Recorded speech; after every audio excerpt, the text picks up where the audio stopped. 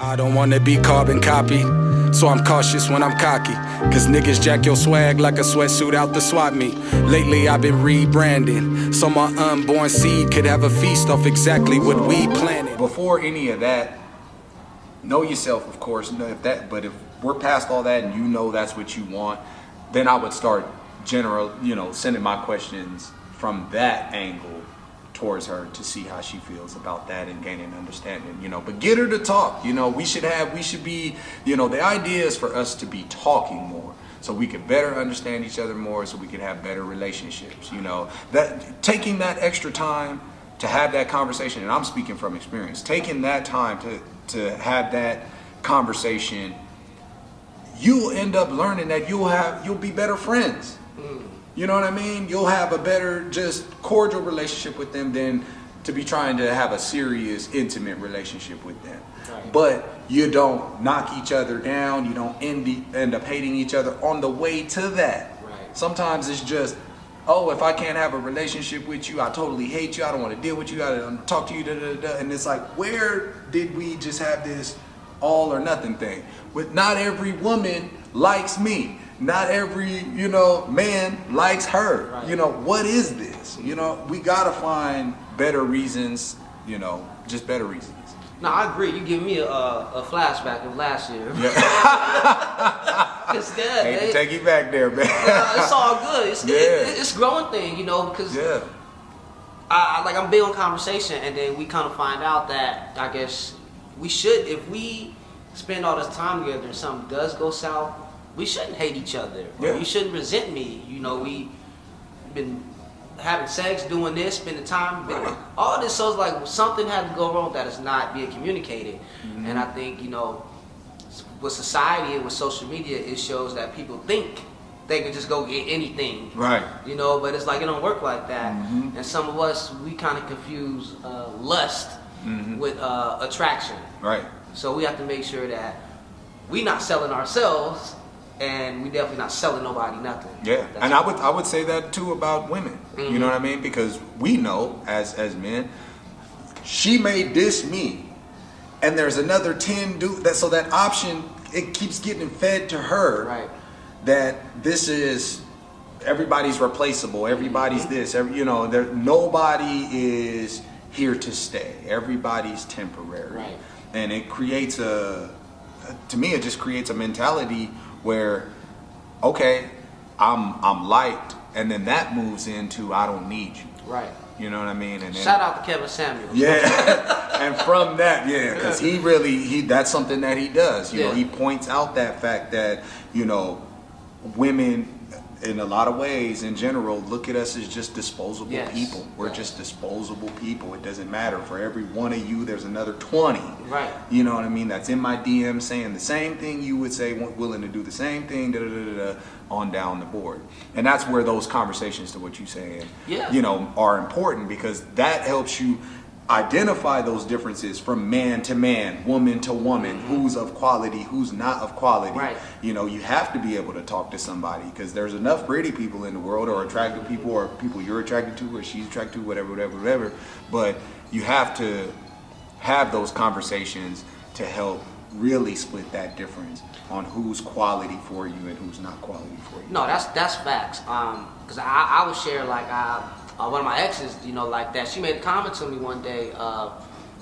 She had a good face. I always told her, you had a nice face. You African, you look good. We get it. But these people that you trying to say, well, these other dudes, they don't know you. Right. They just see you in the picture. Right. I know you. Right. I sleep with you. I sleep next to you every night. Right. I know some things you don't like to pick up. Right. So it's like we have to be realistic about what's out here. So I agree with you. Don't fall for the attention. Attention is not what it's supposed to be about. Mm-hmm. You know what I mean? Because everything can be measured to quality. Yes. So even if you're talking about, because I experienced that in personal experience, I experienced, who I was with, really talking about attention, because I was a person who worked a lot. And had interest in other places, music, things like that. So, my time, it was spread thin, and I take accountability for that. But I will say that I guess in my defense, it's the quality of the time that I'm spending. You know, the things, you know, if I'm out there just fucking off in the world, then I almost get your point. Right. You know, but if I'm building musically, if I'm at a 9 to 5, which I pay bills and things like that, the quality of my time being spread thin is what you should be looking at. Well, what is he doing in replacement of not spending that time with right. me? You know what I mean? And that became a thing where I didn't communicate that well enough from a man's point of view to really drive home the point that this is what men do. Right. You know, we work, you know, we provide, we build. Do this, right? So this is not a stop being so 2000 with me and everything's got to be I'm on you every 5 minutes and da-da-da-da-da, because that's just not realistic in the condition that we're in. We're in a state where I'm not a millionaire, you're not a millionaire, we're not billionaires together, so we got to build it, you know what I mean? And so time is going to be sacrificed. Time gets sacrificed with you, I sacrifice that time with you as well. You know what I mean? So it's all about quality, it's all about having those proper conversations to really find out if you're dealing with a quality individual. That's what it's about. That's facts, man. That's facts. Yeah, we can leave that. Yeah. But keep love in your heart, though. Yes, I would always. say that. Always. And keep looking for understanding. That's all we're looking Facts, for. man. Conversation is the best understanding. Black love, black families over everything. All day. Okay, so we're gonna get back to the serious part a little later. I'm ready for this. All right. we got J.Capital in the building, baby. Yeah. So the music. Yes. I guess before I go, I want to say I'm a fan. Thank you. You feel me? Because even when I met you, I didn't. You said you did music, but I didn't hear nothing. Yeah.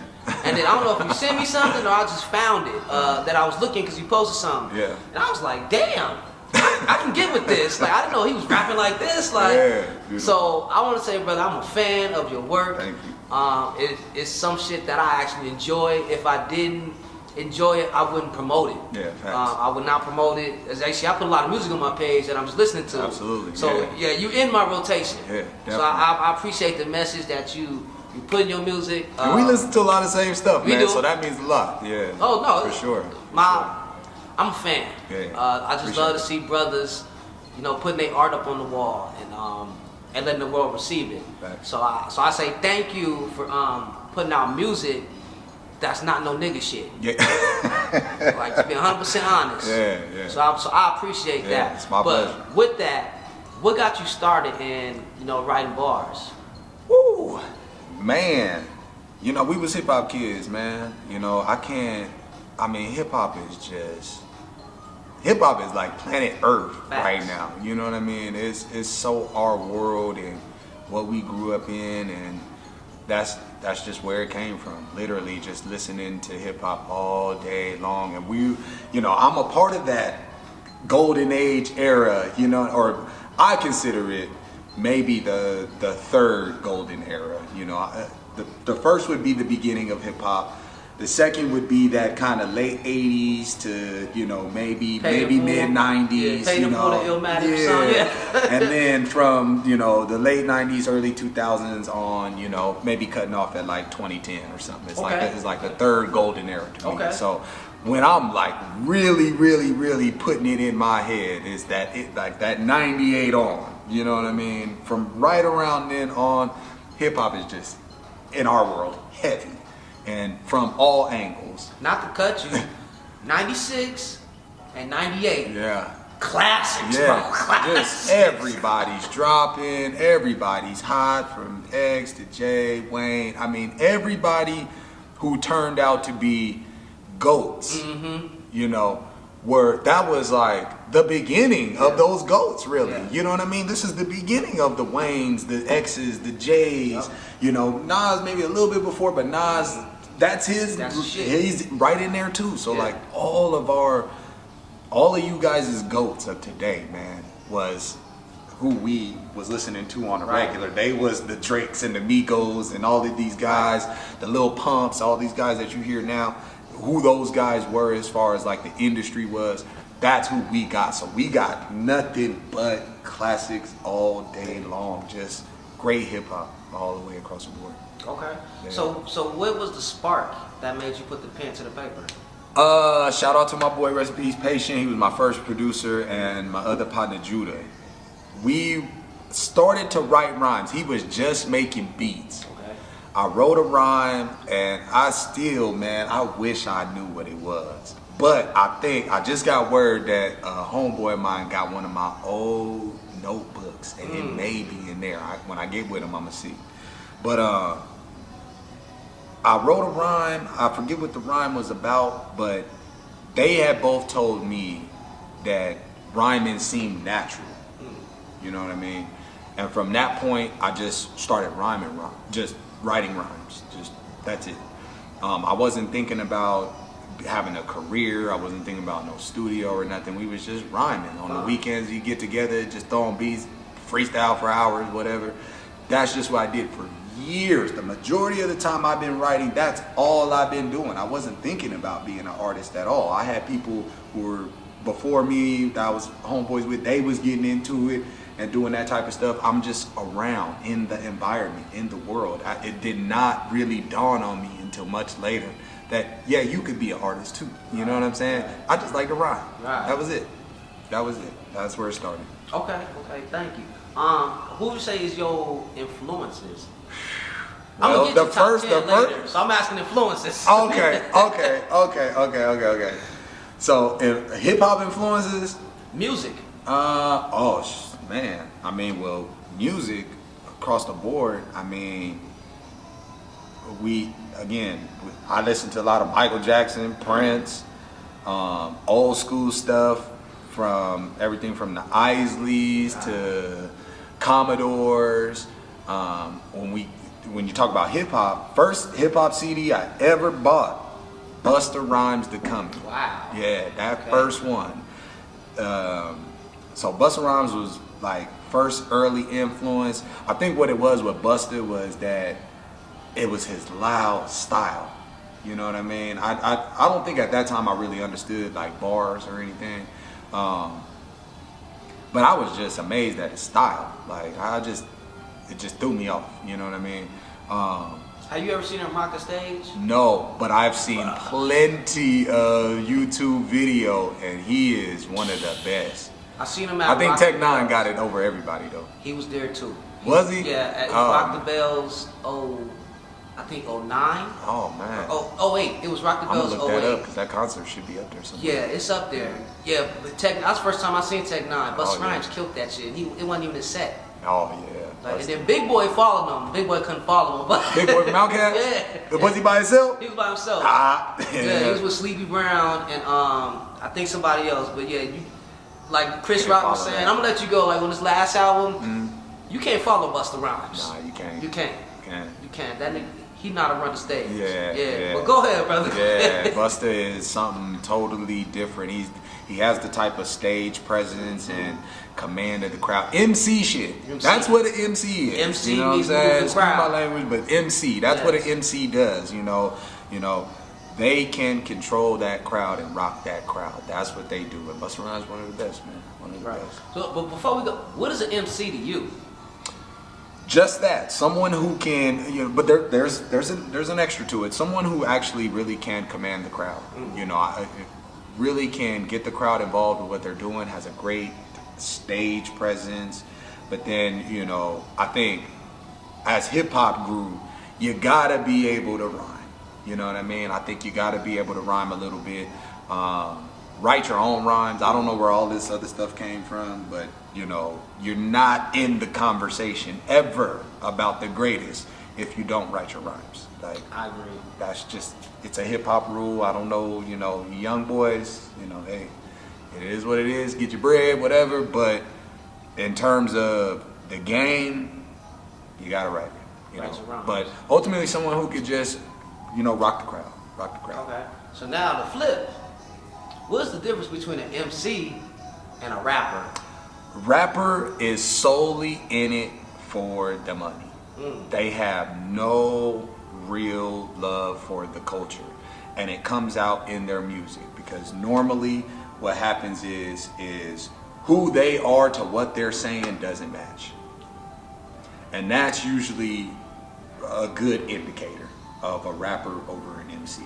An MC is comfortable being themselves. An MC makes their marker off of being themselves. The crowd is only responding because they are themselves, and this is what it is. Rappers have no love for the culture, in my opinion. They can, because again, if you can make words rhyme, then supposedly you could do this, but that's not it. Okay, it's a little bit deeper than that, and there's levels to it. So I can shoot a basketball, but does that make me Michael Jordan? No. So it's the same kind of comparison. I would be a rapper in the basketball world compared to an MC that is a LeBron or like a Michael Jordan in that sense. So you could clearly see a love for the game that would be different from someone like me who can go to the street and play wherever, and someone who's doing this professionally or, you know, really aspire to be someone great at it and really be good at the game, you know, and that's the difference between an MC and a rapper. So like having a love for the craft. Yep, always. Okay, and that's true, you know, because I think a lot of people, we think of hip hop, the guys these days, they just think of rap. And it's like, rap is just one element. You know, where's the elements? Yeah, gotta know the elements, you know, gotta know the history. It's another thing that we came up with that just really has been torn apart, and the history of it, the idea of it, what it's supposed to be, blah, blah, blah, as just giving way to corporate interests at the end of the day.